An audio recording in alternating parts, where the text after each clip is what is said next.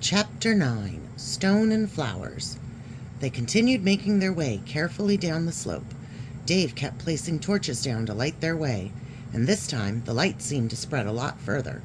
It was as if this strange darkness had retreated, and now it was just normal darkness. But that darkness is still down there, Dave thought, looking down the slope. Somewhere far below them was the Shadow Man, or Null, or whatever he was called, and he was still watching them. Dave could feel it. Finally, Dave could see a patch of light below them, and as they got closer, he saw that it was a doorway cut into the side of the slope. "This way," said Robo-Steve, motioning for Dave to follow him through the doorway. Before he went through, Dave took a final look down the slope, into the darkness. He could feel something watching him far, far below. The feeling sent a shiver down his spine. Dave turned away from the darkness and followed Robo-Steve through the doorway. They were now in a narrow stone corridor that was lit by blue torches on the wall.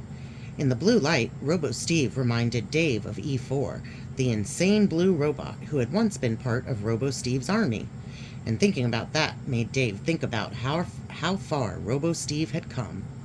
He had been built by Ripley the villager with one purpose, to frame Steve.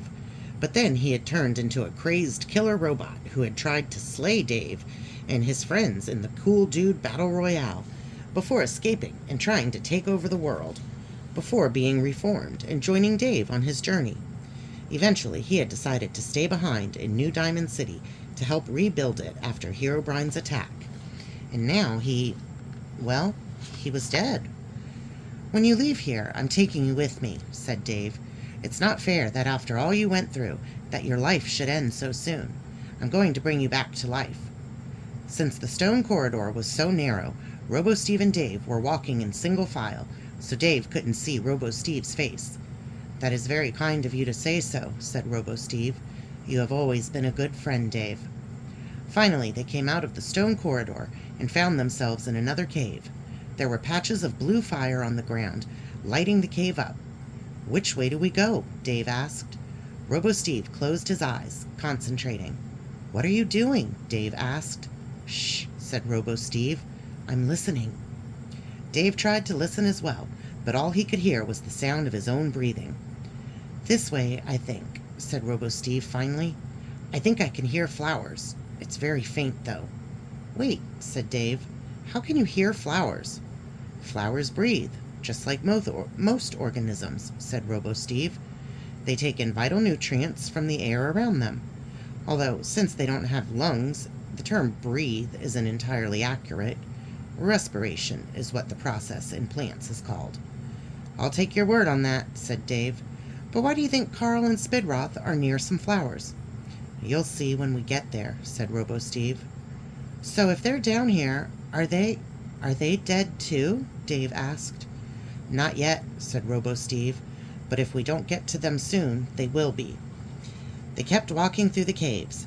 Every so often, Robo-Steve would stop again to listen, to make sure that they were going in the right direction.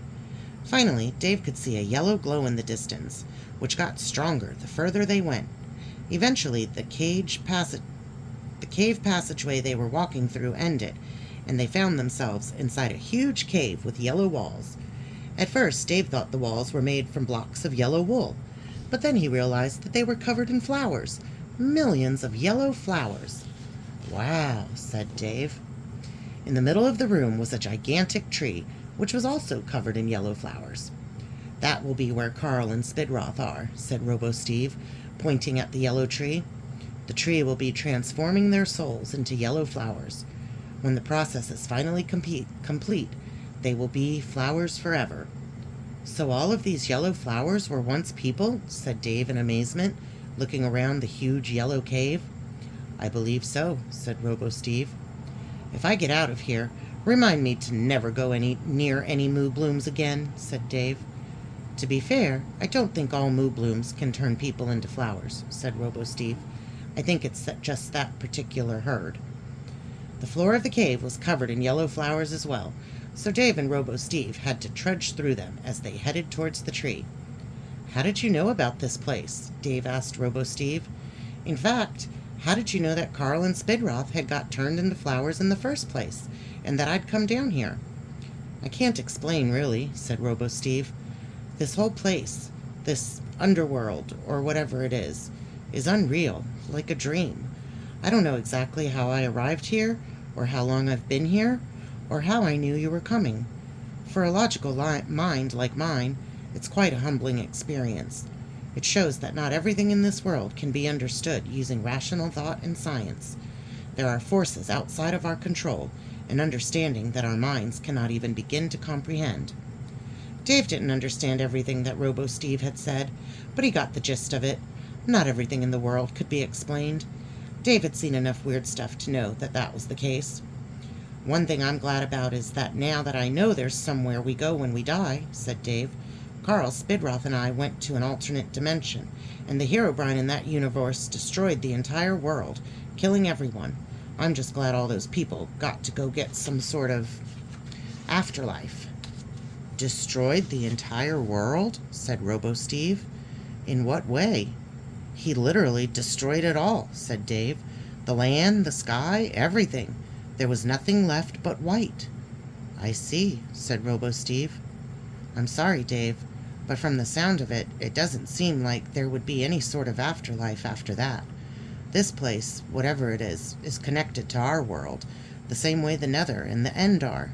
I assume that if that alternate universe was destroyed, their Nether, their End, and their version of this place were probably destroyed as well. I don't know for sure, but it would seem to make logical sense."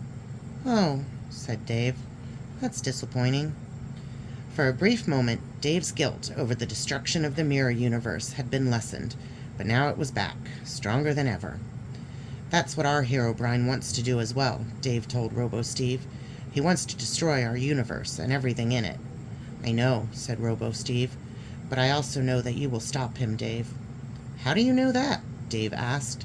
"Can you see the future or something in this place?" "No," said Robo-Steve, "but I have faith in you.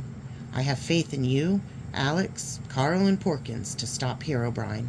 I don't know Spidroth that well, but if she's a friend of yours, I have faith in her as well." Dave was about to reply, but suddenly a gust of cold wind rushed past them, sending yellow petals flying through the air. Dave felt a chill down his spine. "Something's coming," said Robo-Steve, pulling out his iron sword. "I can sense some sort of evil presence." Dave pulled out his sword and shield. A portal appeared in midair in front of them, a round portal of swirling black shadow. An old villager jumped out of the portal, landing on the ground in front of them. Then the portal closed behind him. "Hello, Dave," grinned the villager. "I always hoped we would meet again." "Who is this person?" Robo-Steve whispered to Dave. "His name's Arsalan," said Dave, gripping his sword tightly, "although most people call him the Ancient."